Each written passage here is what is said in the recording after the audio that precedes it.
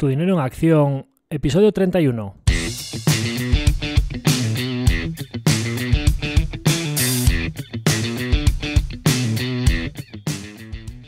Hola, soy Javier Acción, asesor financiero independiente autorizado y registrado en la Comisión Nacional del Mercado de Valores con el número 149 y asesor del fondo de inversión Acción Global.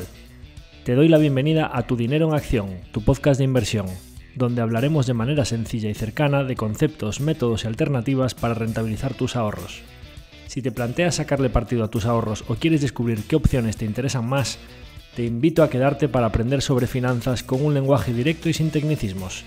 Si tienes alguna pregunta, duda o sugerencia, puedes contactar con nosotros utilizando las distintas vías que encontrarás en nuestra página web www.accioninversiones.com.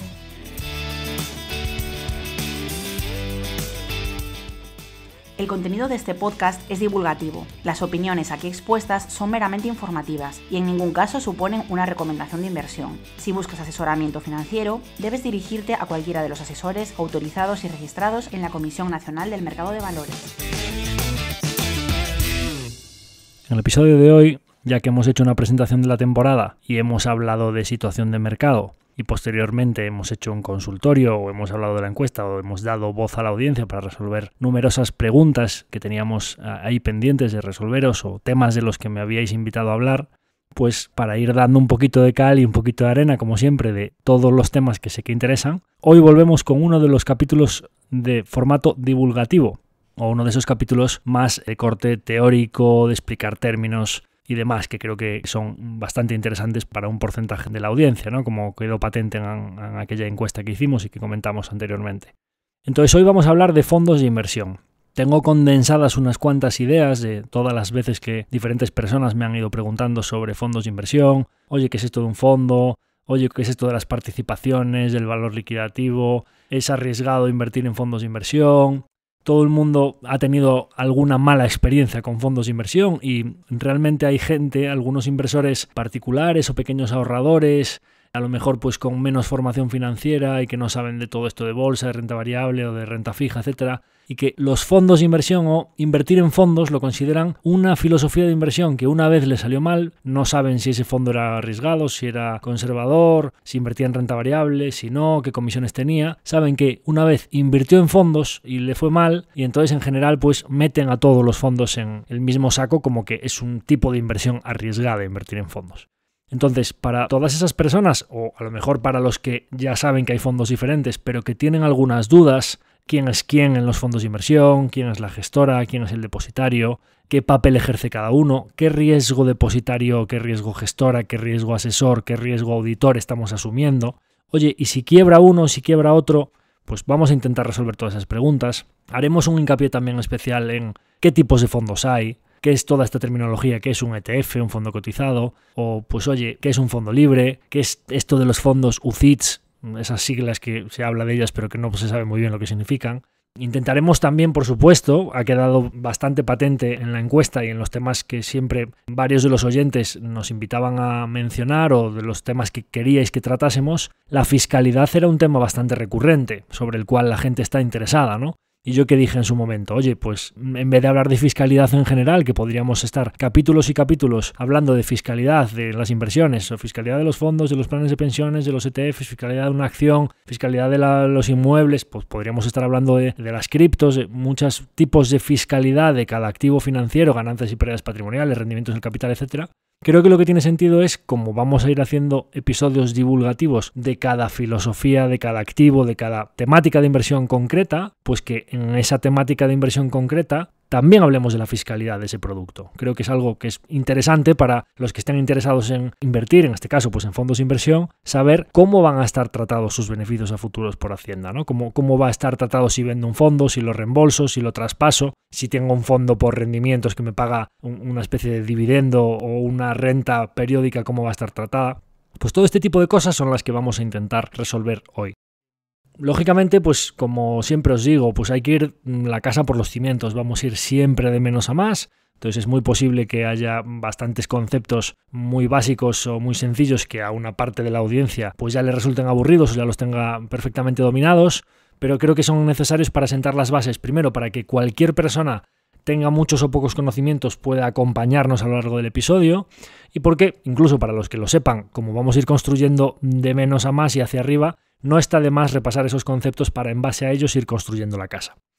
Entonces, yendo con ello, en principio, pues ¿de qué vamos a hablar? Oye, ¿qué es esto de un fondo? Conceptos básicos de lo que es un fondo de inversión. Esto de I y C, que parece que hay gente que muchas veces mencionando me decía, oye, cuando mencionan la gestión boutique o cualquier fondo, Bailey Gifford tal, o Morgan Stanley no sé cuánto y tal, renta variable o Europa, acciones, 2C, parece que es como que pone un 2, ¿no? No es un 2 en numerología latina, sino que realmente son las siglas de I y C, son dos I's latinas, I latina y latina, C mayúscula, y al final eso significa institución de inversión colectiva. Al final, pues no viene a ser otra cosa que un vehículo en el que invertimos un conjunto de personas en las que todas las personas, cada uno con su participación, invertimos en la misma cesta de activos. Esto es lo que es un fondo de inversión, vamos a decir así como un club, una tripulación, un barco común en el que vamos todos juntos invirtiendo en una misma bolsa, una misma cesta, una misma carcasa, por decirlo así, donde hay, ahora hablaremos de qué activos puede haber dentro de un fondo de inversión, pero en el que todos vamos invertidos en el mismo barco. Bien, es un instrumento de ahorro, diversos inversores ponen en común ese dinero y esos especialistas invierten ese dinero y lo gestionan. Luego hablaremos de la gestora, del auditor, del papel de cada uno, ¿no? Bien, esas personas, ¿cómo se denominan? Esas personas que participan en ese fondo, como su propio nombre indica, participan, son los partícipes del fondo de inversión. Estos partícipes lo que hacen es, pues tienen una cuenta de valores en un banco de inversión, un banco de ahorro, en cualquier banco comercial incluso pues se puede invertir en fondos de inversión, tienen el dinero en su cuenta corriente, firman un contrato para tener una cuenta de valores, lo mismo exactamente que una cuenta donde se pueden tener acciones, planes de pensiones, cualquier tipo de inversión financiera pura y dura. Y entonces en esa cuenta de valores que se denomina es donde cuando el cliente da la orden de invertir en un fondo de inversión, sale el dinero de la cuenta de efectivo y el cliente adquiere participaciones como partícipe del mismo, como bien indicábamos antes, compra participaciones en el fondo de inversión. Sale el dinero de la cuenta de efectivo y lo que entra en la cuenta de valores son participaciones. Bien, invertí 1.000 euros. La participación, cada trocito de ese fondo, porque compra un trocito de ese fondo, estaba valorada a 10. Bien, oye, el fondo pues fue bien esta temporada, subió un 10%, la participación, yo tenía, como invertí 1.000 euros, 100 participaciones valoradas a 10. Cuando el fondo va bien y sube, no aumenta mi número de participaciones. Mis participaciones son exactamente las mismas. ¿Qué sucede? Que el precio de cada participación, cuando, ya veremos ahora en el quién es quién, la gestora valora todos los activos que hay ahí dentro, han subido de valor, esa participación ha pasado de 10 a 11. Todo el conjunto de activos que hay ahí dentro, valorados a precio de mercado, menos todos los gastos que haya incurrido ese fondo de inversión durante ese periodo de tiempo, ha pasado de 10 a 11. Bien, como yo tenía 100 participaciones, por 11, pues ahora tengo 1.100 euros. En vez de 1.000 que había invertido, exactamente la misma variación en el valor que tuvo el fondo del 10%, mi valor en euros ha tenido esa variación exactamente del 10%. Hasta aquí creo que son conceptos muy sencillos que cualquiera puede entender o muy probablemente la gran mayoría de vosotros ya los conocía. Bien, entonces, ¿quién calcula ese valor liquidativo? Pues ese valor liquidativo, ¿qué es el valor liquidativo? Otro concepto básico. El valor liquidativo es el precio al que cotiza o el precio al que cada partícipe entra o sale del fondo en un momento determinado.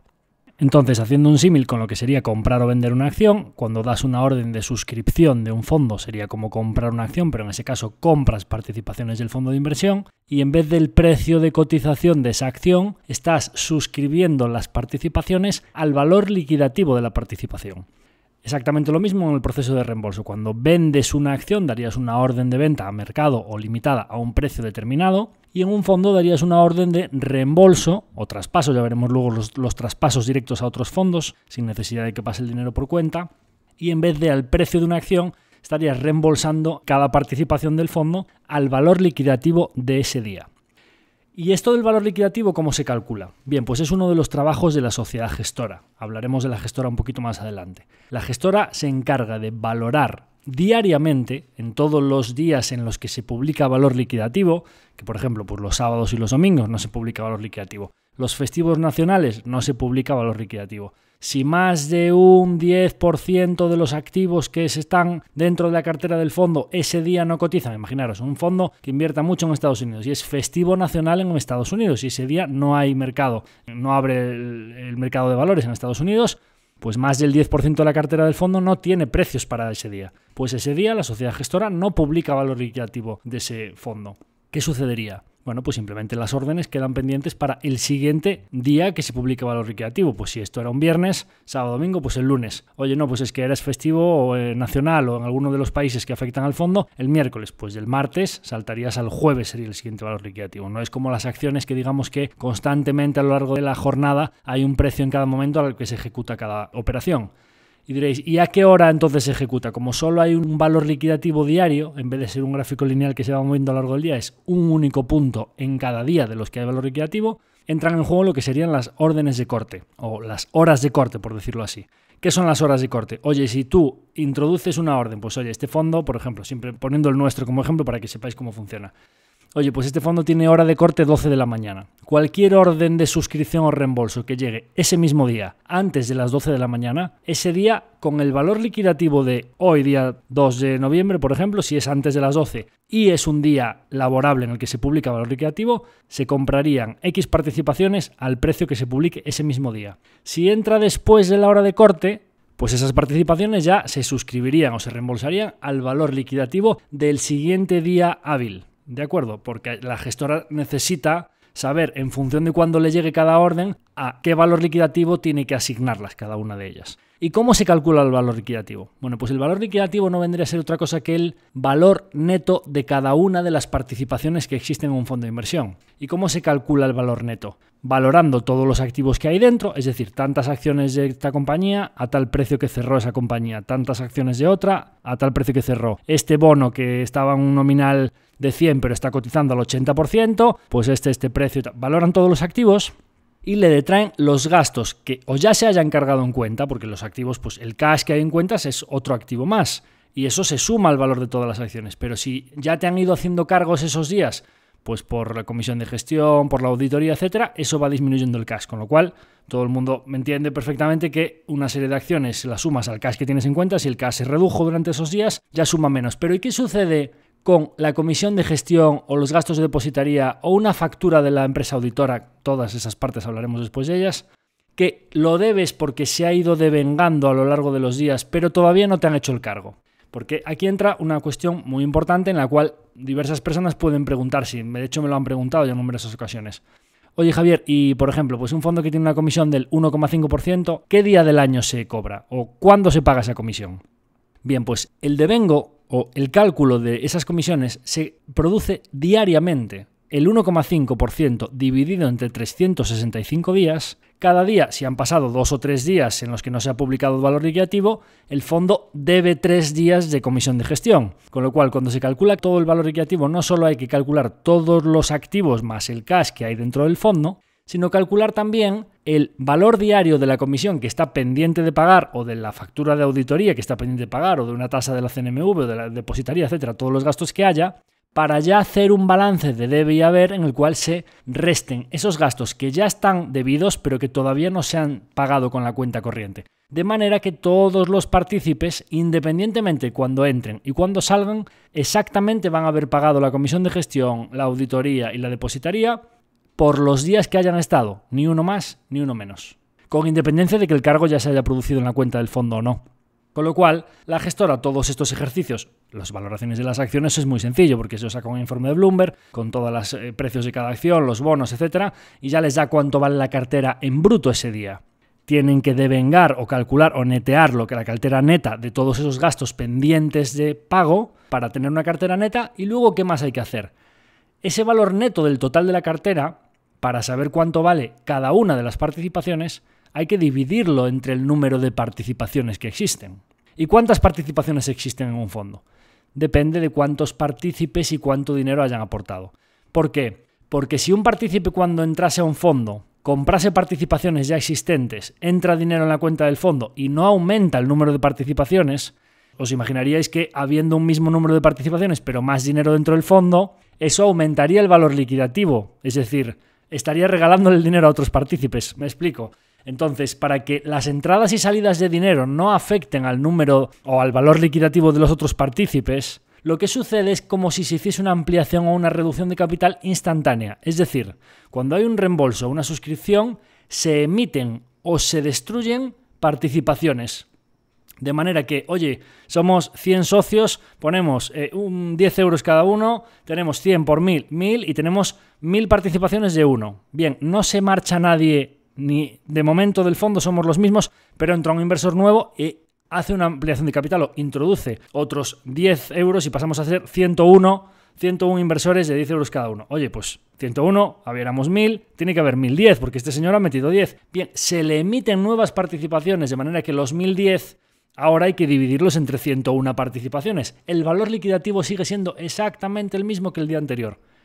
Entonces, el número de participaciones va variando cada día también en función de los partícipes que hayan entrado. Con lo cual, estos son todo cálculos internos que realiza la gestora para que exactamente cada uno entre y salga al precio que le corresponde y haya pagado todos los gastos de manera justa sin que ninguno tenga un beneficio o un deterioro por haber entrado en tal fecha o en tal otra, para que exactamente se lleve la rentabilidad neta de todos los gastos por el performance o el rendimiento que haya tenido la cartera de activos en el periodo en el que él ha estado. Por supuesto, aunque hay fondos que tienen también comisión de reembolso, comisión de suscripción, etcétera, vamos a obviar todo esto porque creo que cualquier fondo lícito, íntegro, etcétera, no debería cobrar a nadie ni por entrar ni por salir. El dinero es de cada uno y deben poder disponer cada partícipe cuando quiera de él. Y vamos a asumir que solo existen las comisiones de gestión, depositaría, los gastos de auditoría, etcétera, etcétera. Entonces, no hay ninguna penalización por entrar o por salir. Básicamente, estos son los gastos principales. Comisión de gestión, que puede ser es la parte más grande de los fondos activos, luego la comisión de depositaría y luego pues unos pequeños gastos de auditoría. En neto, la comisión o lo que sería el TER, que preguntaréis a algunos, oye, ¿qué es esto del TER? Del gasto ratio total de costes netos, RCN, en castellano, el TER en inglés, que es Total Expense Ratio. Pues esto es un cálculo que puede hacer un poquito más grande la comisión de gestión. Por ejemplo, oye, una comisión de gestión del 1,5. Eso es lo que cobra la sociedad gestora. Bien, comisión de depositaría. El depositario cobra 0,08. Bien, ya tienes 1,5 más 0,158. Bien, es que Deloitte te cobra pues por hacer todos los análisis contables de que la gestora está haciendo todo bien, de que se está cumpliendo los requisitos de liquidez, de que se están cumpliendo todos los requisitos de CNMV en cuanto a la política de inversión del fondo, que no estemos invirtiendo en mercados no regulados que no permita el folleto, que no tengamos un peso en renta variable más alto de lo que nos permite la política y el folleto del fondo. Oye, mira, esta gente pues está haciendo las cosas bien, no está... Pues ellos suelen cobrar, pues depende de la auditora, 5.000, 6.000 euros al año, una cosa así. Para los fondos muy pequeños es un gasto importante, para los fondos muy grandes es un gasto que se diluye completamente. Bien, más las comisiones, transacción, 58, pues 1,60. Bien, el TER o ratio total de costes netos de este fondo tiene una comisión del 1,5 y ya veis que en Morningstar muchas veces sale un ratio total de gastos netos un poquito más altos. Bueno, pues eso ya computa el global completo de gastos totalmente deducibles que hay que restarlos de la rentabilidad anual que tenga la cartera. Bien, y vamos con el quién es quién de los fondos. Teníamos una pregunta pendiente de responder que en el último consultorio la dejamos anotada como una pregunta muy completa sobre, oye, ¿qué papel desempeña cada uno en el mundo de los fondos? Porque hay veces en los que pues hay quién es la gestora, quién es el depositario, quién es el asesor, quién es el auditor, quién es el comercializador. Y el broker, bien, ¿qué papel ejerce cada uno de estos? Y sobre todo, lo que es más importante, ¿cuál es el riesgo de que quiebre cada uno de ellos? Es decir, oye, yo si tengo el dinero en un fondo, ¿está más seguro o menos que en la cuenta del banco? ¿O es más seguro tener un fondo de inversión o unas acciones en una cuenta de valores de un banco? Si el banco que está detrás del fondo, gestora y depositario son los mismos, ¿es más o menos seguro que si son dos entidades diferentes? Es decir, ¿qué riesgos estoy asumiendo en cada caso? Bien, vamos a ir explicando cada uno de los papeles y, como siempre, lo más fácil, poniendo ejemplos. La gestora. Una sociedad gestora, estas siglas tan conocidas que son SGIC, Sociedad Gestora de Instituciones de Inversión Colectiva, es la entidad que crea, administra y coordina la gestión de un fondo de inversión. Representa a los partícipes y es una de estas... La Comisión Nacional del Mercado de Valores tiene una política, una ley que es de ESIS, que son empresas de servicios de inversión, dentro de las cuales cuelgan diferentes ESIS, diferentes empresas de servicios de inversión. Pues la SEAF somos una de esas entidades, las sociedades de valores son otra de esas entidades y las sociedades gestoras son otra de ellas, cada una con unos requisitos y con unas capacidades. Por no entrar muy en profundidad en todo esto de lo que son las ESIS, cuantos más requisitos, más envergadura, más capital social, más requisitos de solvencia, más necesidad de un departamento de atención de reclamaciones al cliente, un departamento interno para contabilizar las operaciones de entrada y salida del fondo, etcétera, etcétera, más requisitos, costes, necesidad de estructura tenga, más capacidad de ejecución directa de las órdenes para comprar y vender valores en nombre de los clientes sin que los clientes tengan que estar dando una orden directamente y firmándola, más capacidad tiene esta sociedad. Las sociedades gestoras de los fondos, digamos que dentro de las empresas de servicios de inversión, son las más capacitadas para directamente decir, voy a comprar acciones de Amazon. ¿Para quién? No para este señor y para mí, para todos estos señores que invierten en este fondo, yo, porque lo he decidido, compro acciones de Amazon para este fondo, más o menos, a este precio o a este otro. Digamos que no tiene ni que recogerle la firma a todos esos partícipes, ni que tienen que tener la voluntad ellos de comprarlo, sino que ellos, cuando compran un fondo y dan el ok al folleto, a la carta semestral, etcétera, todos los disclaimers y todo lo que firmas cuando compras un fondo de inversión, ya estás delegando en esa sociedad la capacidad para que tus ahorros, que a partir de ese momento pasan a estar ahí dentro, ellos son los que lo gestionan. ¿Y en base a qué? En base a qué gestionan esos ahorros. Oye, pues es que los conozco, pues es que es familiar mío, oye, pues es que tienen un track record, es un inversor reputado, que lleva tantos años generando estos retornos, o una de las fichas o una de las reuniones que han hecho me han contado su política de inversión y sus empresas y yo comulgo plenamente con ellos, y además es que yo no tengo tiempo para estar gestionando mi cartera y tal. Yo, por decirlo así, subcontrato la gestión en la gestora. Bien, esa es la sociedad gestora y creo que todo el mundo más o menos conoce lo que es una gestora, y en nuestro caso, por ejemplo, en el Fondo de Acción Global, la gestora de nuestro vehículo es Andbank Wealth Management SGIIC, Sociedad Gestora de Instituciones de Inversión Colectiva. Una gestora puede gestionar un único fondo o gestionar cientos de fondos, los que quiera, mientras que cumpla los requisitos, los registra y consigue las autorizaciones para registrar un vehículo en la Comisión Nacional del Mercado de Valores o en cada país, en el regulador de ese país, y puede gestionar, lógicamente necesita los recursos, el personal, etcétera, y designa dentro de los empleados que estén en su gestora, bajo su nómina, trabajando, quiénes son los empleados que van a gestionar cada una de esas carteras. ¿De acuerdo? Bien, ¿qué es esto del depositario? El depositario es otra entidad diferente, que pueden ser sociedades del mismo grupo inversor o de la misma matriz o del mismo holding financiero, por decirlo de alguna manera, pero normalmente son entidades separadas.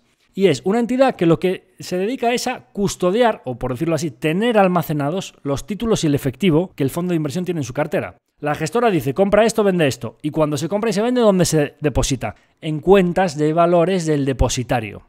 ¿De acuerdo? El depositario, como no hace un trabajo, sino que es una entidad que lo que tiene que tener es estar registrada en la Comisión Nacional del Mercado de Valores, tener una serie de registros, unos requisitos de solvencia, etcétera, etcétera, lo que tiene que tener es una solvencia muy importante de, oye, pues no ser una sociedad que tenga un balance apalancado, no prestar dinero, etcétera, etcétera, porque solo es una depositaria de activos que solo están aquí guardadas estas acciones. Pero por lo general, como no hace un trabajo, la comisión de depositarías, y como la gestora hace todo el trabajo de analizar las empresas, de decidir en qué se invierte, etcétera, y es la parte más alta, como os decía antes, el depositario es un mero tenedor de las participaciones, que no están a su nombre, por decirlo así, o sea, están a su nombre temporalmente, pero la propiedad jurídica de esas acciones no son suyas, como veremos después cuando hablemos de los riesgos. Es pura, como dice la palabra, depositaria. Oye, cuando ibas a un banco, deposito eso. Oye, está aquí guardado, pero eso no es tuyo, sino que es mío. Vale, guárdamelo en esa cajita, pero guárdamelo temporalmente, porque esto es de los partícipes, ¿de acuerdo? Lógicamente, como en nuestro caso, por ejemplo, pues Inversis Banco, pues una de las entidades más solventes de la zona euro, etcétera, pues porque nunca ha prestado dinero, etcétera, solo servicios institucionales, depositaría, etcétera, pues tiene que ser un sitio que haya unas cajitas lo más resistentes posibles, ¿no? Es decir, no intentar seleccionar un depositario que ejecute perfectamente su función, ¿no? Bien, vamos con temas más burocráticos. Oye, el auditor. Pues el auditor es el encargado de revisar y verificar que las cuentas del fondo de inversión reflejan una imagen fiel de su patrimonio, que, pues oye, han cumplido con la generación del valor liquidativo, que las acciones que han dicho valen lo que han dicho, que la liquidez es la que han dicho, que sea divisa, políticas, que se cumplan las cosas bien. Oye, hay una persona que decide, la gestora, hay una persona donde se guardan las acciones una vez que se compran, el depositario. Oye, hay otro tercero más que dice, oye, toda esta gente está haciendo las cosas bien, ¿de acuerdo? Bien, comercializador. Oye, pues hay fondos que tienen gestoras, Fidelity, Morgan Stanley, etcétera, que dicen, oye, pues yo hago un trabajo muy bueno de gestión, tengo una depositaria muy solvente, ya tengo un auditor que comprueba que yo hago todo bien, pero yo en vez de ir a todas las casas de todo hijo de vecino a venderle mi fondo puerta a puerta, voy a un Santander, Andbank, Inversis, quien sea, Banca March, cualquier intermediario, Banco Sabadell, y le dice, oye, mira qué fondos más buenos tengo, ¿se los vendes a tus clientes? Bien, coge Sabadell y coge los fondos de JP Morgan y va a sus clientes de banca privada, sus tal, y dice, mira los fondos de JP Morgan qué buenos son. ¿Quieres ponerlos en cartera? Todos esos, claro, Sabadell, Santander, etcétera, etcétera, tienen una fuerza de ventas con una capilaridad que, oye, pues JP Morgan pues puede tener una oficina en Londres, en tal, pero no va a ir a Coruña, Bilbao, Valencia, a todos los pueblos, oye, pues a vender sus fondos. Pues ya hay entidades que tienen esa capilaridad y se dedican a comercializar fondos de terceros. El comercializador, como sabéis, en la industria de fondos, y ya hablaremos luego de todo esto de las clases limpias o clases de retail, etcétera, etcétera, el comercializador, por vender esos fondos, se lleva un trozo de la comisión. Por lo general, el comercializador que tiene una retrocesión, se llama, que todo esto es bastante polémico, porque las retrocesiones al final en la política MiFID de fondos europea viene a buscar pues que, oye, que esté todo muy transparente, que no haya retrocesiones, o que si hay retrocesiones, ¿qué es retrocesiones? Oye, vendo mi fondo porque tengo un conflicto de intereses que es de donde más comisión me llevo, entonces voy a comercializar los fondos que dejan más comisión.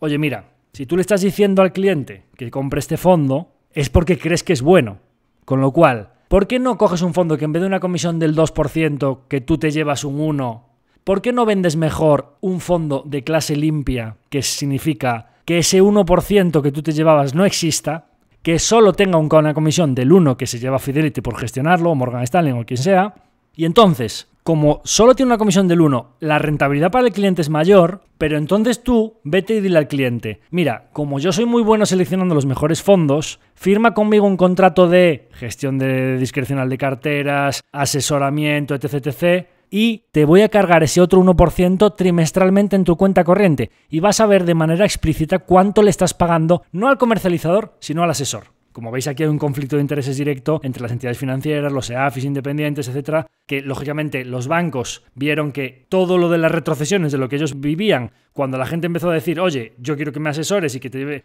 pues hay un conflicto ahí muy importante. ¿Por qué? Porque a la gente por lo general no le encanta ver un cargo en cuenta. Y si los fondos van dando su rentabilidad, pero la rentabilidad simplemente es un poco más baja porque todos fueron comiendo por el camino, pues lógicamente como que duele menos, pero es que los gastos están ahí.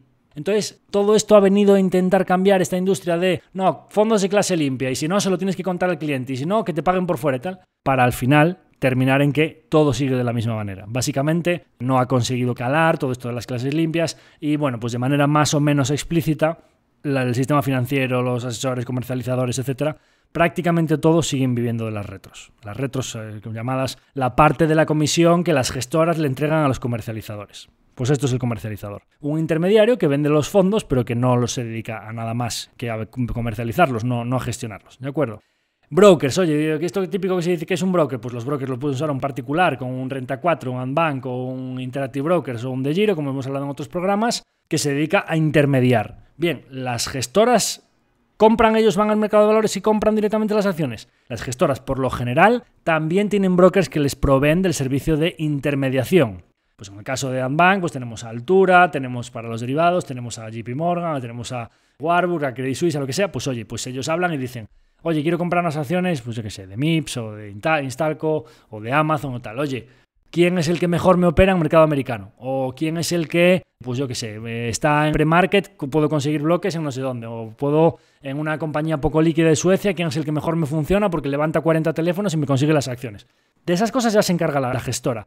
Pero el que le consigue los títulos o con el que intermedian, que se le dan unas comisiones muy bajas, por ejemplo, nosotros, oye, pagamos 0,05, los clientes institucionales, como operan con volúmenes grandes, pues otra de las ventajas de tener un fondo y no tener que operar en el mercado de acciones directamente como particulares, aparte de las fiscales que explicaremos después, pues es que pagamos unas comisiones muy bajas. A lo mejor una operación de $200,000, pues pagamos menos de 100, o sea, es que son 0,005, es unas comisiones pues muy bajas. ¿Qué pasa? Pues oye, como la gestora tiene cientos de millones y muchas gestoras tienen miles de millones, pues los brokers les dan operaciones por volumen, comisiones muy bajas para operar, ¿de acuerdo? ¿Qué nos quedaría en este ejercicio de quién es quién de los fondos? Pues oye, como hablábamos antes, ¿no? Cuando decíamos, la gestora puede operar directamente con el fondo. Bien, la gestora hay veces que como tiene esa estructura, todo ese departamento de atención al cliente, todas esas contratos con los brokers, la formalización de los fondos y los vehículos y todo el registro ante la Comisión Nacional del Mercado de Valores, etcétera, pues puede suceder que la gestora decida, oye, monto vehículos, pero contrato a un asesor. Ese es nuestro caso. en nuestro caso la sociedad gestora, pues es Andbank, el depositario es Inversis Banco, el asesor, en este caso es Acción Inversiones, el auditor es Deloitte, y comercializador pues no tenemos, porque no tenemos todo este sistema de retrocesiones de pagarle a nadie directamente. La gente habla con nosotros, que somos el asesor, para que nosotros directamente le contemos toda nuestra filosofía de inversión, en qué empresas invertimos, etcétera, etcétera. ¿De acuerdo?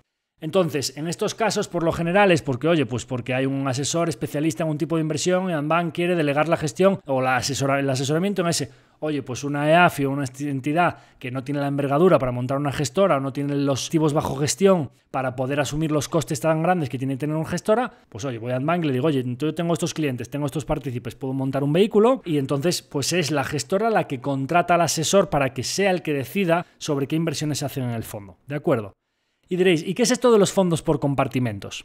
Bien, yendo como veíamos, pues oye, las hormiguitas de la gestión, que pueden una gestora muy grande contratar a un asesor, como es nuestro caso. Otra de las fórmulas que permite la regulación española para poder tener fondos de envergadura pequeña en sus inicios son los compartimentos. Los compartimentos en general vendrían a ser una pata más pequeña de un fondo grande, como un fondo paraguas que puede tener diferentes compartimentos, que por lo general, aunque los requisitos regulatorios de gestión boutique 2, acción global, pues el paraguas es gestión boutique 2. Bueno, pues hay gestión boutique 2, fulanito, menganito, acción global, otros, mucha serie de gestión boutiques. El paraguas de arriba de todo tiene un solo registro en la Comisión Nacional del Mercado de Valores, un folleto, etcétera, etcétera. Bien, cada una de esas patas tienen su propio código ISIN, su propio valor liquidativo, su propia cartera, su propio asesor, y son traspasables a otros compartimentos. De la traspasabilidad hablaremos después. A otros fondos pueden entrar y salir. Para lo que nos ocupa, es un requisito menor, porque no hacen falta 3 millones de euros para montarlo, sino que se puede montar desde 600.000 euros cada compartimento, porque el requisito más grande ya lo cumple el paraguas. Pero a los efectos de código ISIN, valor liquidativo, auditor, registro, entradas, salidas, etcétera, para todos esos efectos, cada compartimento es como si fuese un fondo individual, a todos los efectos, para el partícipe, derechos, obligaciones y demás. Y alguno dirá, oye, ¿y yo qué riesgos estoy asumiendo si me quiebra el comercializador? ¿Qué riesgos asumo si quiebra la gestora? ¿Qué riesgos asumo si quiebra el depositario? Bien, las entidades regulatorias y los fondos de garantía de cada país, etcétera, por lo general, aparte de exigir unos requisitos de solvencia muy elevados, importantísimo es saber que el depositario o gestora tienen delegada la potestad de decidir en qué se invierte o de tener allí depositados los activos. Pero importantísimo, el partícipe del fondo, en caso de quiebra de alguna de estas entidades, no se vería afectado por la quiebra de las mismas, porque es el propietario último de esos activos. Es decir, imaginémonos que nosotros tenemos pues Amazon, Microsoft, Google, una serie de compañías y tenemos 100 partícipes. Esos 100 partícipes, por el dinero que hayan aportado, es decir, por el número de participaciones que tengan, son propietarios ponderados, es decir, el porcentaje que corresponda por el dinero que hayan aportado, de todos los activos que hay dentro del fondo. Cada trocito correspondiente es suyo. Con lo cual, en casos que ya se han dado en España de que haya quebrado la gestora o que haya quebrado el depositario o que haya quebrado un comercializador, ya ha sucedido en la historia española, simplemente es un proceso complicado que el regulador tiene que buscar otro y hay que avisar a los partícipes, se cierra el fondo, se deja el valor liquidativo bloqueado durante mucho tiempo, etcétera, etcétera, y hay que buscar otro depositario porque básicamente el depositario sí quebró y tiene que atender sus obligaciones y lo que sea, pues esos activos no sirven para atender las obligaciones de la gestora o del depositario porque no son suyos. Es decir, estarían en su activo, pero digamos que es como el dinero que está en las cuentas de los bancos. ¿De acuerdo? Es como un pasivo en cuanto a que lo deben. Tienen la obligación futura de dárselo a los clientes que vayan allí a buscar esos dineros o esos depósitos. Pues en el caso de las acciones o de los bonos que están en las cuentas de los depositarios, es lo mismo, es un pasivo. Es decir, tienen que entregárselos a los partícipes en caso de quiebra. Y eso es prioritario a cualquier otro de los pasivos que tienen. ¿De acuerdo? Entonces, bueno, pues hay que hacer una serie de gestiones, designar un nuevo partícipe, designar una nueva gestora, etcétera, etcétera. Y en último caso, se liquidaría el fondo y se le entregarían directamente esas acciones o esos bonos a los partícipes en la parte correspondiente. ¿De acuerdo? Eso en general no suele hacerse, sino que se designa otro depositario, se designa otra gestora y el fondo continúa su vida. Bueno, pues oye, pues ha habido variaciones en el valor y tal, vuelve a funcionar el valor liquidativo y resulta que hay gente que está muy mosca porque lleva mucho tiempo, da la orden, la nueva gestora tiene que ir liquidando los activos que hay ahí dentro y va atendiendo los reembolsos. No llegan en ningún momento a reentregarte a ti en tu bolsillo, en tus cuentas de valores, las acciones que había ahí dentro. Pero en general, al nivel de riesgos, el Fondo de Garantía de Depósitos, las entidades Comisión Nacional del Mercado de Valores, etcétera, aparte de exigir una serie de requisitos de solvencia a todas las entidades que están ahí detrás, garantizaros o deciros para la tranquilidad de todo el mundo cuando diga, oye, pues si quiero la gestora, pues, al final somos propietarios últimos de la cartera completa que hay ahí. Y diréis, oye, ¿qué es más arriesgado? ¿Tener el dinero en una cuenta corriente de una única entidad? Vamos a decir, oye, tengo la cuenta en el banco de la esquina, no voy a hablar ni bien ni mal de ninguna entidad concreta. Pues una entidad que sea más o menos solvente. Esa entidad, como os decía, tengo el dinero en el pasivo de esa entidad. Es decir, esa entidad me debe un dinero. Mientras tanto lo cogen y financian sus inversiones, voy allí y dicen, oye, que le debíamos a este señor este dinero, se lo tengo que dar. Uy, tengo problemas, entidad bancaria, no sé si voy a poder atender, se bloquean los depósitos. No puedo porque el dinero que había utilizado, que me había traído este señor, lo utilicé para financiar otros activos que fueron mal y ahora no tengo el dinero para devolvérselo. Bien, segunda garantía, Fondo de Garantía de Depósitos. El gobierno español garantiza los 100.000 euros por cada titular y cuenta, Bien, vale, entonces, entidad financiera española. Segundo, Gobierno de España. Tercero, Unión Europea, Banco Central Europeo, Bien, vamos tirando de garantías. Vale, pues al final veis que el dinero en una cuenta corriente, vamos tirando del hilo y vamos viendo quién lo... ¿Qué pensáis que es más seguro? ¿Eso a nivel de quiebras de diferentes entidades, que quiebre un banco, que quiebre un país, etcétera, etcétera? ¿O tener 30 compañías mundiales de las que eres propietario último, que da igual que quiebran Bank, que quiebre Inversis, que tal, que tú eres el propietario último de Amazon, Inditex, Microsoft o Apple, me lo invento, Tesla o cualquier compañía de la que nos provea de ordenadores, softwares, coches, ropa, comercio electrónico? ¿Creéis que, por supuesto, una sola de esas empresas puede tener un problema? Pero ¿qué posibilidades creéis de que se tense tanto el mercado que las 30 compañías de golpe, porque hablábamos, oye, riesgo de quiebra del depositario? No lo hay. Puede quebrar, pero el dinero es nuestro. Riesgo de quiebra de la gestora, lo mismo. No lo hay, pero el dinero es nuestro. Puede quebrar, pero las acciones o no. Entonces, el riesgo al final de que nosotros perdamos todo nuestro dinero, más allá de que pueda caer un 10, un 20, un 30 o un 40% la cotización, que no la realidad de nuestras empresas, ¿qué es más arriesgado? ¿Tener el dinero o que quiebren todas? Como digo siempre, si quiebran todas de golpe y no tenemos ni ropa, ni ordenadores, ni software, ni etcétera, etcétera, bueno, pues entonces el menor de nuestros problemas, si no tenemos nada de eso, porque volvemos al bosque, a los árboles, y no nos importaría demasiado nuestro fondo de inversión. Para poner un poco en relativizar todo esto de los riesgos de invertir en un fondo, cuando decía, no, es que invertí en fondos y me fue mal. Hombre, bueno, pues filosofías de inversión de los fondos. ¿En qué activo invierten? ¿Cuál es su política de inversión? ¿Qué clases de los fondos de inversión hay? Oye, pues es que invertí en un fondo que era 100% renta variable y fue mal y tal. Oye, primero, ¿fue una época mala de mercado o es que ese fondo lo hizo mal? Oye, ¿era un fondo 100% renta variable y tú a lo mejor eres un cliente muy conservador que con un 2 o un 3% te conformas pero no quieres fluctuaciones muy amplias? Oye, a lo mejor la entidad comercializadora que te dijo que compras ese fondo se le fue la mano al que generaba más comisión y tú no eras un perfil para estar en un fondo de ese tipo, ¿no? Pero por lo general, invertir en fondos de inversión es una estrategia que tiene todo el sentido, tanto a nivel de practicidad, comodidad, seguridad jurídica, bueno, pues fiscalidad, como lo haremos ahora en la parte final del episodio, pues creo que tiene todo el sentido y dependiendo de qué tipo de fondo seleccionemos, ni mucho menos tiene por qué ser más arriesgado que otros muchos productos que hay en el sector financiero que parecen más seguros y que para nada lo son, ¿no? Entonces, activos en los que puedo invertir un fondo, pues oye, fondos de inversión mobiliaria, pues oye, invierten en activos financieros. Fondos de inversión inmobiliaria. Oye, pues invierten en inmuebles, viviendas, oficinas y garajes y pueden tanto comprar y vender y obtienen una rentabilidad con esos inmuebles como siendo propietarios de los inmuebles, alquilándolos o siendo rentistas de los alquileres que obtienen. Por lo general, los fondos de inversión inmobiliaria suelen ser menos líquidos. Tienen ventanas de liquidez en las que puedes salir y entrar, pero si se pone todo el mundo a reembolsar, ellos tienen que liquidar la cartera. Es mucho más difícil, que ya pasó con un fondo inmobiliario muy famoso en la anterior crisis, que empezaron a llegarles tantos reembolsos que dijeron, oye, pero si yo tengo que vender aquí un montón de edificios y inmuebles, no es lo mismo que vender acciones del Nasdaq, que le das el botón y las tienes líquidas, ¿no? Con lo cual, en general, suelen tener unos requisitos de liquidez más complejos o más estrictos, por decirlo de alguna manera. Bien, mobiliario e inmobiliario. Bien, dentro de los mobiliarios. Oye, fondos monetarios. Pues oye, cash o duración de la cartera inferior a 6 meses. Bien, fondos de renta fija. Oye, pues tienes una cartera de bonos, pagarés, obligaciones, letras del tesoro.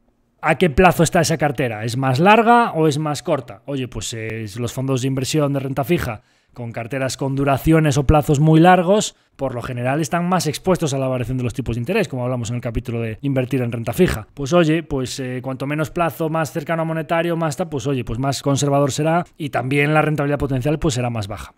Fondos puros de renta variable. Pues oye, no solo invierto en acciones, sino que además, como mínimo, el 75% de la cartera tiene que estar en acciones. Es decir, puedo tener algo de liquidez o puedo tener algo de renta fija muy conservadora, tipo cash, pero mínimo el 75% tiene que estar. Y luego pues ya se abre. Zona geográfica, fondos temáticos de sector, fondos de Asia, zona euro, Estados Unidos, fondos de small cap, medium cap, etc. Diferentes categorías, ¿no? Dentro de renta variable, pues hay subcategorías de, renta variable, Europa, small cap, biotech. Oye, pues empresas, compañías del sector biotecnológico que además tengan su sede social en Europa.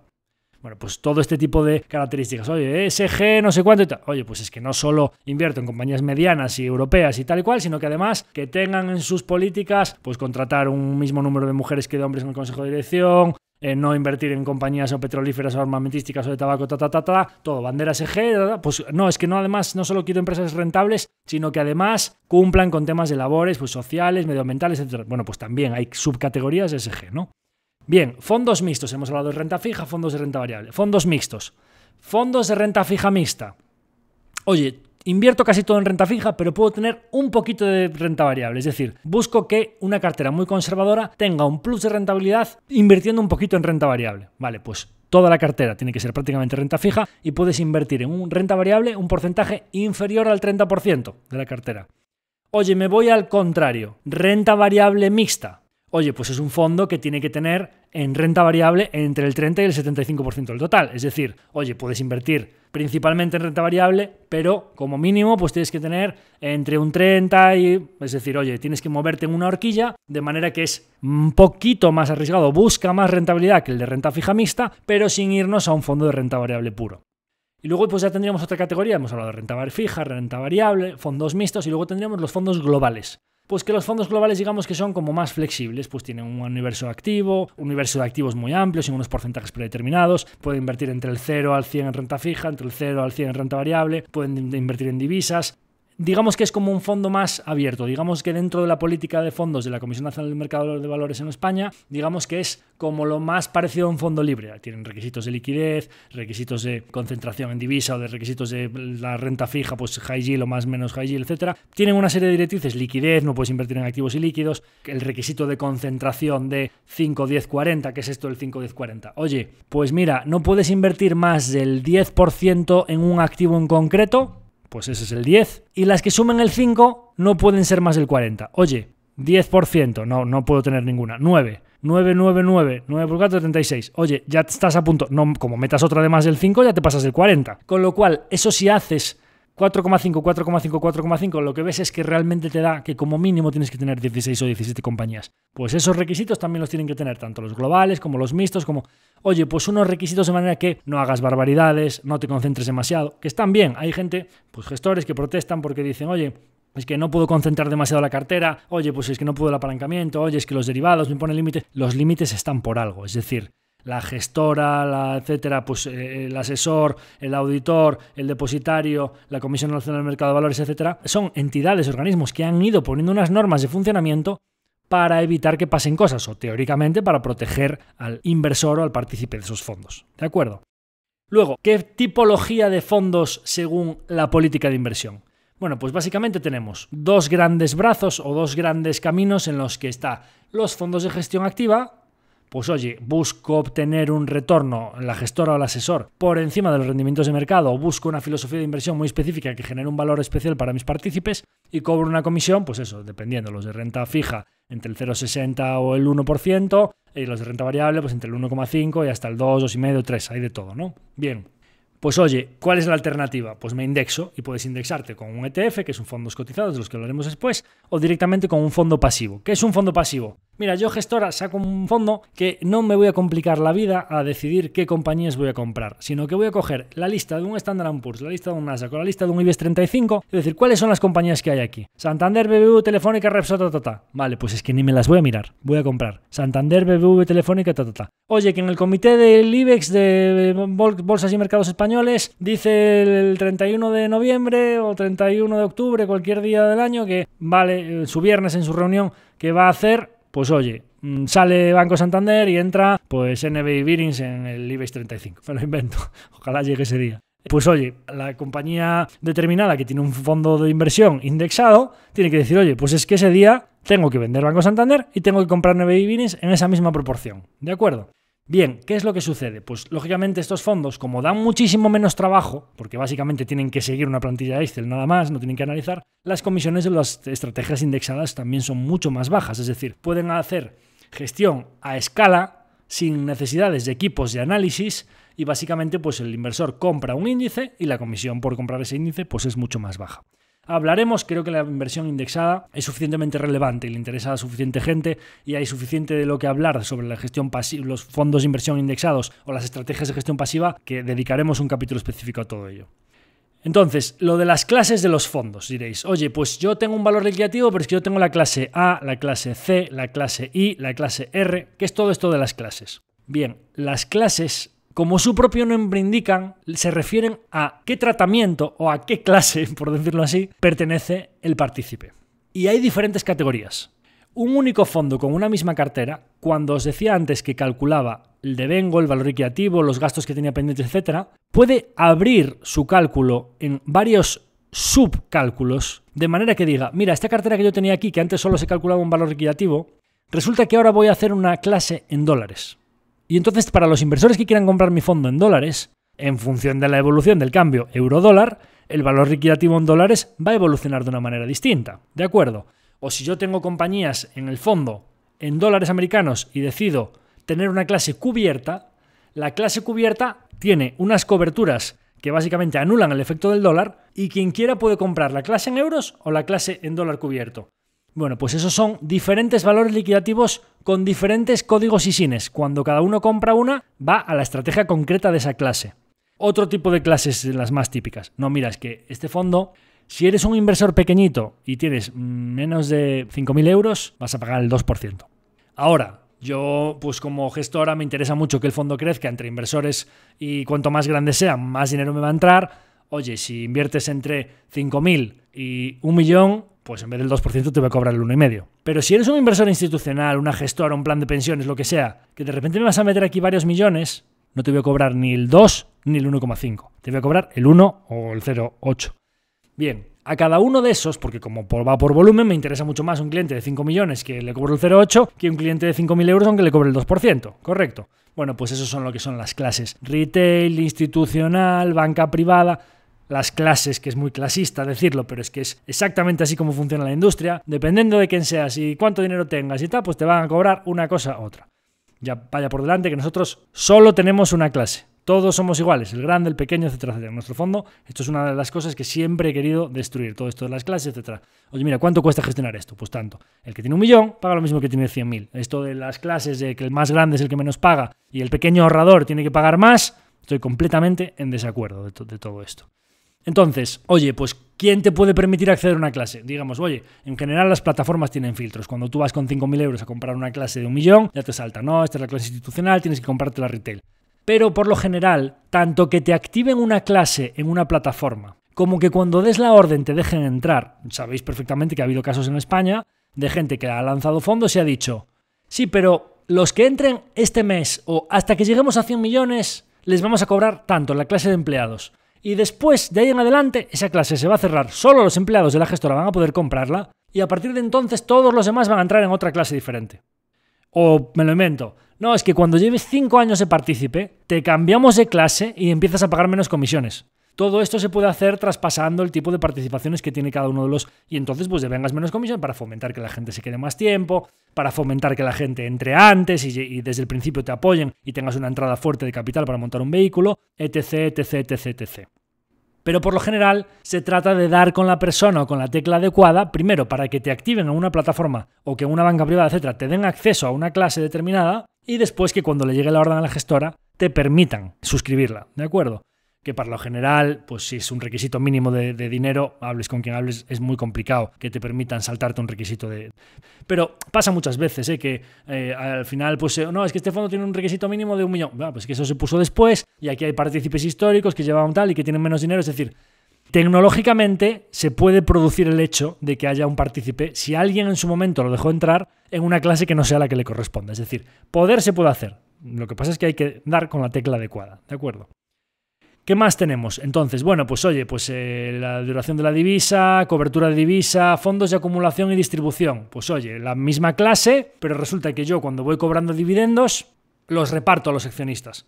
Oye, pues esta clase, como le he ido pagando una renta a todo el mundo, el valor liquidativo a lo largo de los años de la clase de distribución de dividendos va a ser más bajo. Y la acumulación, como no ha pagado esos dividendos y se los ha ido guardando, el valor liquidativo va a ir guardándose toda esa liquidez, toda esa acumulación de liquidez que resulta en un valor liquidativo más alto. Oye, Javier, ¿y qué es más interesante, un fondo de acumulación o un fondo de distribución? Bien, yo creo que si somos estrictos, las clases de distribución no deberían ni de existir. ¿Por qué? Bien, porque tú en una clase de distribución que se crearon porque hay gente rentista, de perfil rentista, que le gusta que le paguen una renta, en un fondo de distribución, cada vez que tú le pagas un dinero al partícipe, computa como un dividendo que te retienen el 19 o el 20% de IRPF y tú regularmente ya estás pagando los impuestos de ese dividendo. Sin embargo, en un fondo de acumulación no te pagan esa renta, con lo cual esa acumulación te permite el diferimiento fiscal de no pasar por caja de Hacienda cada año y pasar solo en el momento final de la venta. Dirás, oye, pero si vas a pagar al final, ¿qué diferencia hay con ir pagando cada año? Una diferencia muy grande, y es que todos esos impuestos que no le has pagado a Hacienda siguen generando interés compuesto para ti. Con lo cual, que el dinero esté en tus manos generando intereses es mucho mejor que esté en las manos de Hacienda. Con lo cual, dirás, ya, pero es que soy una persona mayor o muy perfil rentista y a mí eso de que me paguen una rentita en los meses todos los... Bien, ¿por qué no coges un fondo de acumulación y decides tú qué renta te pagas? Poniendo una orden de reembolso periódica. Es decir, oye, mira, yo tengo 100 más la rentabilidad que me vaya dando, pero a mí todos los años o todos los meses me pagas 5 de renta. Pones una orden de reembolso periódica de la cantidad que tú quieras. Se va acumulando y cuando yo quiero retiro. Y pagaréis IRPF por ganancias patrimoniales solo por el beneficio de la parte que hayáis retirado. Hablaremos dentro de un momento de la fiscalidad. Pero la distribución de renta paga el total de lo que te entregan porque es todo renta. Vamos a ir hacia ahí ahora mismo, pero en general deciros que el perfil rentista de los fondos por distribución tiene un peor tratamiento fiscal, esa renta que te están pagando, que si tú haces un rescate parcial porque decides darle la orden al fondo de que te entregue un reembolso todos los meses, todos los trimestres o con la periodicidad que cada uno quiera. ¿De acuerdo? Entonces, ¿qué más tenemos por aquí? Por supuesto tenemos otros tipos de fondos, pues como hablamos antes, los ETFs, merecen un capítulo aparte. Fondos cotizados en los que hay un valor todo el día, que es realmente una cesta de activos, pero que hay un proveedor de liquidez que dice, esta cesta de activos, al precio al que están cotizando todos estos activos, ahora mismo vale 10. Ahora, dentro de un segundo, vale 10,1. ¿Por qué? Porque todas las acciones que había ahí dentro, automáticamente calculamos el valor de esas acciones y nosotros le damos órdenes de bid y ask, es decir, compra y venta, para ir nosotros moviendo la cotización y sabiendo a qué precio exactamente tiene que estar cotizándose ese ETF. Si alguien mete una orden de compra o venta, somos nosotros los que marcamos a qué precio se le tiene que hacer. Pero es instantáneo, como las acciones. Problema, es instantáneo, pero cuando compras y vendes un ETF, pasas por caja de Hacienda. Y ahora hablaremos de la fiscalidad de los fondos, que es mucho más ventajosa. Hedge funds, fondos libres, fondos de fondos, fondos subordinados. Oye, pues más o menos libertad. Los hedge funds o los fondos de inversión libre tienen un ticket mínimo, hay que ser inversor profesional, no tienen requisitos de concentración, pueden invertir lo que quieran en la compañía que quieran, pueden apalancarse, etcétera, etcétera. Más o menos riesgo, más o menos requisitos normalmente para inversores más sofisticados, etcétera, etcétera. Fondos de fondos. Oye, mira, yo soy un asesor o soy una gestora, pero en vez de seleccionar compañías, lo que voy a seleccionar es a gestores muy buenos y cojo a 10, 15, 20 gestores y meto Fidelity, Morgan Stanley, Cobas Asset Management, Valor, etcétera, o Acción Global, lo que sea. Cojo y meto todos esos fondos en la cartera y monto un fondo de fondos. Claro, problema de los fondos de fondos. Oye, pago la gestora, pago el depositaría, pago la comital. Compro un fondo que a su vez tiene comisión de gestión, comisión del depositario. Os dais cuenta que se duplica la capa de comisiones. Por lo general, si alguna vez invertís en un fondo de fondos, mirad que los fondos que tengan dentro de la cartera, de vuestro fondo a su vez, por los que ya os están cobrando una comisión por seleccionarlos, mirad que por favor sean clases institucionales con las comisiones más bajas posibles. Pues oye, si te compran un Morgan Stanley, Global Opportunity, es un fondo acojonante, te lo meten dentro de una cesta de otros fondos acojonantes y además el Morgan Stanley que te cogen es la clase institucional que tiene una comisión del 0,50 y tú pagas el 1 y pico por eso, bueno, pues en total pagas un 2, si los fondos lo seleccionan bien y va bien, bueno, pues no está tan mal. Ahora, como te estén calzando el 1,5 o el 2 por tu fondo de fondos y además te metan clases que no sean institucionales de otro 1,5 o el 2, es que una losa de más del 3% todos los años en tu rentabilidad a lo largo de 20 o 30 años, es que no sabéis la barbaridad de dinero que supone a lo largo del tiempo. Con lo cual, fondos de fondos en general no me gustan y en caso de que los compréis o que alguna vez invertáis en un fondo de fondos, que todas las carteras discrecionales, Sabadell, Prudente, no sé qué moderado, Bankia Dinámica o no sé cuánto, todos son fondos de fondos. Son carteras que te cobran una gestión discrecional por montarte una cesta de fondos que no los gestionan ellos. Escalabilidad y pocos gastos en gestión. No tienen que profundizar y el trabajo lo hacen otros. Así es como funciona la industria en general. Entonces, bueno, por último, un dato de todo esto de los fondos UCITS, que alguna vez le digo, oye, tu fondo es UCITS, oye, tu fondo no... Bien, esto de los fondos UCITS, ¿qué es? ¿Qué significa? Las siglas UCITS son Undertakings for Collective Investment of Transferable Securities, organismos de inversión colectiva en valores mobiliarios. Es una directiva de la Unión Europea que permite a las instituciones operar de forma transfronteriza, es decir, oye, mira, es que mi fondo, que tiene un código ISIN-ES, es un fondo UCITS que bajo el amparo de la Unión Europea se puede comprar desde Luxemburgo, desde Francia, desde Italia, desde... Oye, código LU, Oye, es un fondo UCITS. Bien, lo puedo comprar desde España, desde Italia, desde Francia. Digamos que es un pasaporte europeo para las gestoras y los fondos.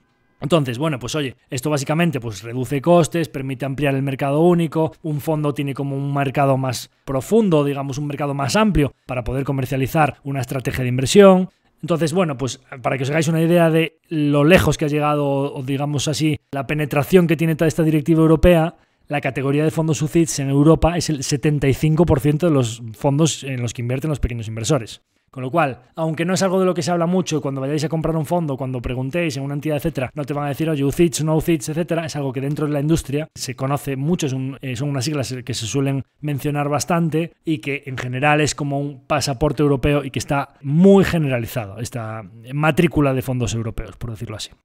Y vamos ya, por último, a la fiscalidad de los fondos, porque en general, siempre que nos hacéis consultorios, y en el último en el que repasamos toda la primera temporada, hicimos la encuesta, etcétera, para varias personas, oye, fiscalidad.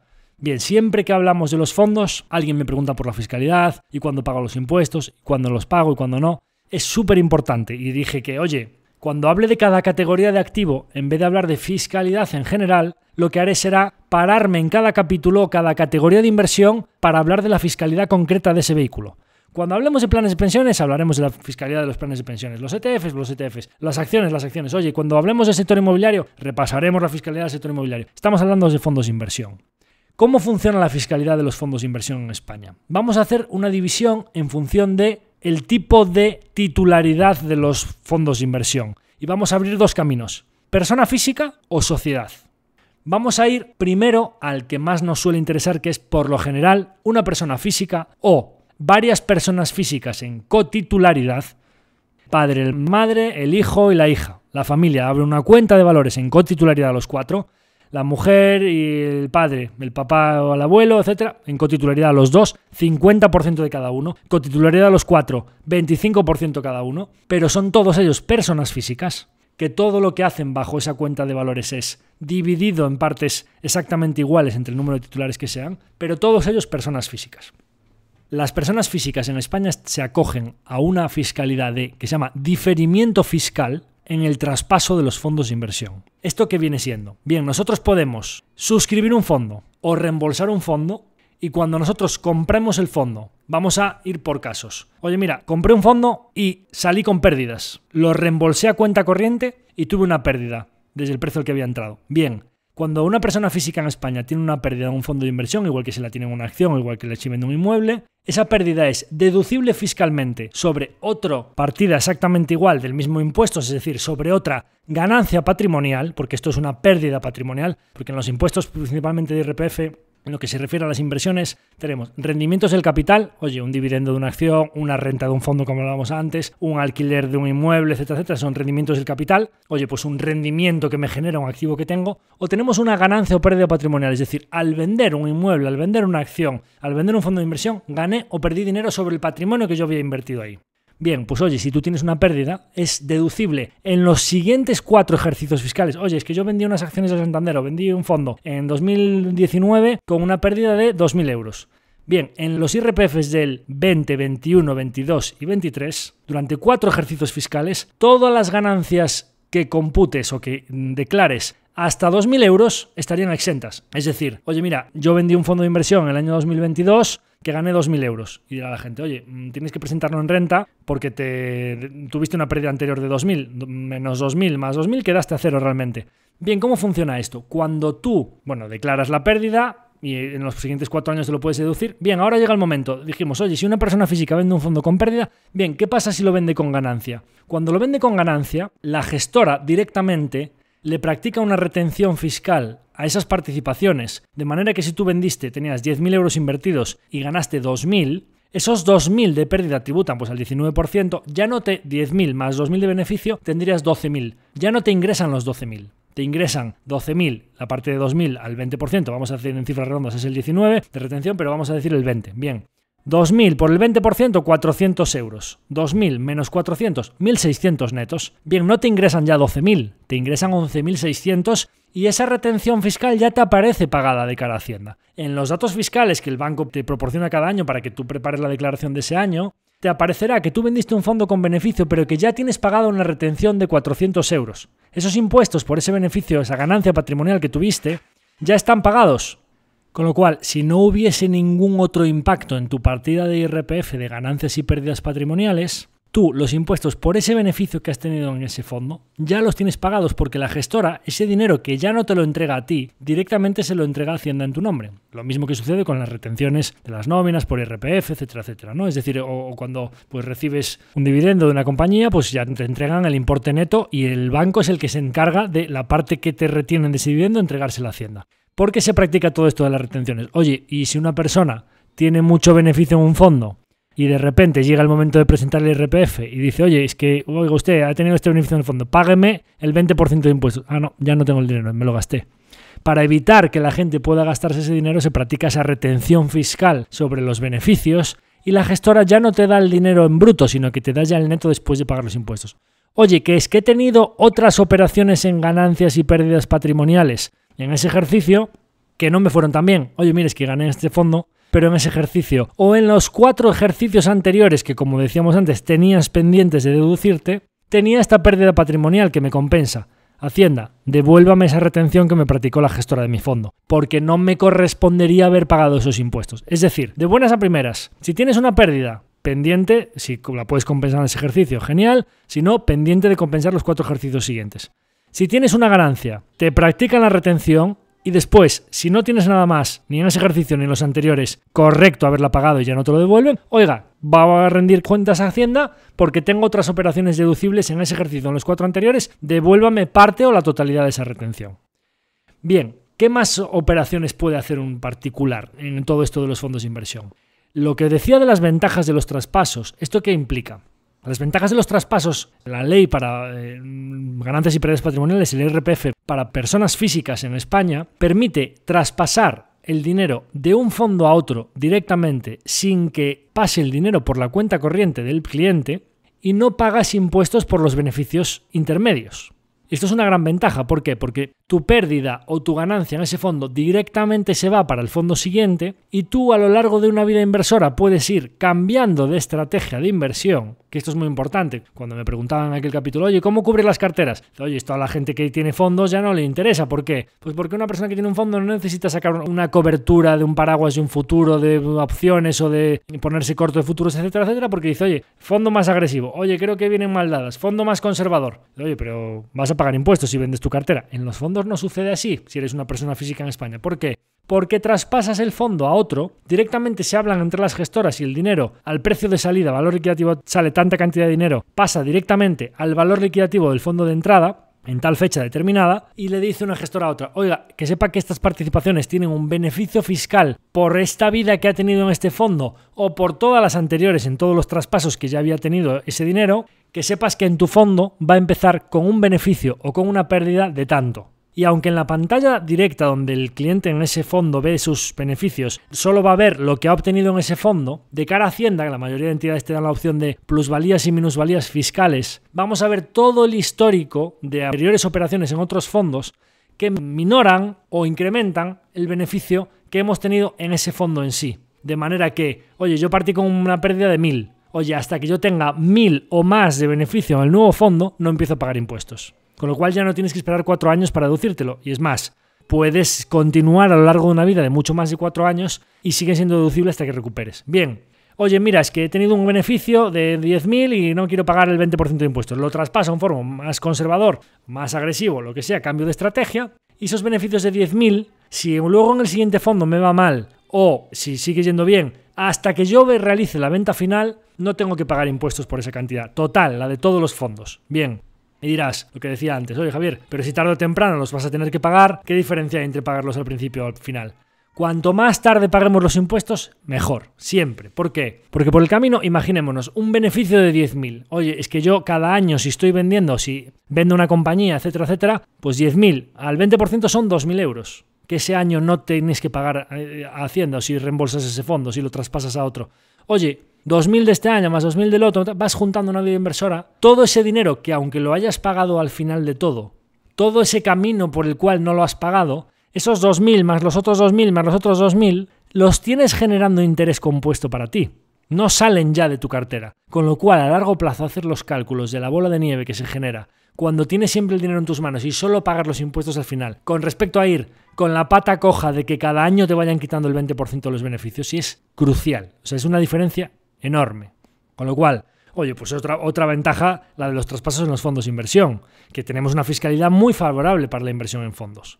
Y bueno, hablaremos en su momento de los planes de pensiones, la deducibilidad de la aportación, la fiscalidad del rescate. En los fondos, básicamente esto es lo que nos importa. Ni la aportación total ni el rescate total están sujetos ni a desgravación ni a tributación, pero sí los beneficios. Y entonces tenemos este tratamiento de los traspasos. Y las sociedades. Si alguien, por ejemplo, dice, oye, mira, yo tengo una sociedad en la que se me está acumulando el cash porque me voy generando beneficios, pero si me lo reparto en dividendo a la persona física, que todo esto de si compensa o no montar una sociedad, dependiendo de la envergadura del negocio, etcétera, pues está bastante sometido a debate que te pueda compensar. Pagas cuando lo generas, pagas cuando pagas el dividendo, luego la persona física invierte, paga otra vez cuando lo invierte. Bueno, pues lógicamente una persona que particular, autónomo o empresario, etcétera, pues que pueda tener las cosas a su nombre directamente, pues hay un paso intermedio que se le ahorra, ¿no? Pero bueno, pues oye, pues una sociedad, pues que tiene una actividad de sociedad, una serie de empleados, etcétera, oye, pues o que son unos socios, que varios accionistas, una sociedad limitada. Bien, es que no me interesa pagar el dividendo a la persona física porque al final pues me va a tributar por el camino y tal y cual. Quiero invertirlo a nombre de la sociedad directamente, que vaya generando su interés compuesto y dentro de unos años a lo mejor necesitamos hacer una inversión a futuro, rescato el fondo, invierto y tal y cual. Es todo exactamente igual, lo de las entradas, las salidas, etcétera, etcétera. Simplemente, cuando se hace el rescate, pues se hace la retención, etcétera, etcétera, va a su impuesto de sociedades en vez de a su IRPF, con el resto de ganancias y pérdidas que tienes, como una ganancia, un ingreso financiero, una pérdida financiera, etcétera, con su actividad laboral particular de esa empresa, su actividad general económica, más ingresos, más gastos, más beneficio. Oye, pues esta retención que me hicisteis aquí me salió a pérdida la sociedad, me lo tienes que devolver. Oye, mira, pues no, es que me salió el impuesto de sociedades es más alto, no solo con esas retenciones que ya había practicado, sino que tengo que pagar más todavía. Bien, sencillísimo. Y los traspasos. Las sociedades en España no están acogidas al régimen de traspasabilidad o la deducibilidad del tratamiento fiscal del que hablamos antes, de ganancias y pérdidas patrimoniales, que sí se pueden acoger las personas físicas. Con lo cual, las sociedades, oye, mira, pues es que es una ventaja para mí sacar el dinero, pero simplemente no tener que pagarlo a la persona física y no pagar esos impuestos intermedios. Bien, perfecto, una sociedad puede invertir en un fondo de inversión, simplemente que sepáis, cuando llegue el momento de irse a más conservador, o cambiar de estrategia, o irme a este país, o cambiar a renta fija, o cambiar a renta variable, tiene que reembolsarlo, pasar el dinero por cuenta, pagar sus impuestos correspondientes a ese ejercicio, y volver a reembolsar, o volver a suscribir, o a comprar otro fondo de inversión nuevo. ¿De acuerdo? Esa es principalmente la única ventaja que existe entre las personas físicas y las sociedades en cuanto a la fiscalidad de los fondos de inversión. Más o menos, si queda alguna pregunta en particular, me la podéis mandar o podéis remitirnos consultas más concretas de casos específicos o de alguna cosa que se me haya quedado por el camino o alguna duda particular o algo que no haya quedado suficientemente claro, pero en general esa sería la fiscalidad de los fondos de inversión en España. Así que bueno, pues creo que hemos dado un repaso bastante completo de las tipologías de fondos, cuáles son los gastos, qué es la gestora, cuáles son los riesgos, qué es esto de las clases de los fondos, qué es un fondo por compartimentos, qué es un fondo UCITS, cuál es la fiscalidad de los fondos, qué tipos de estrategias de inversión, diferentes riesgos, más, menos renta fija, más, menos renta variable de los fondos de inversión en nuestro país. Así que bueno, pues sin más, espero que os haya gustado mucho este monográfico de invertir en fondos de inversión. Y nada más, como siempre, pues oye, invitaros a que os podáis suscribir a nuestra newsletter cuando queráis, daros de alta para recibir todas nuestras novedades. Que por supuesto, si os ha gustado y os parece una información de utilidad, pues que lo compartáis con vuestra gente cercana a la que pensáis que le puede interesar. Y además, bueno, como digo siempre, si nos escucháis a través de Spotify y todavía no lo habéis hecho, pues oye, si nos ayudáis con esa calificación de 5 estrellas en Spotify, nos ayudaréis a que el podcast siga creciendo y perdurando en el tiempo. Así que sin más, me despido de vosotros hasta la próxima semana. Un abrazo a todos.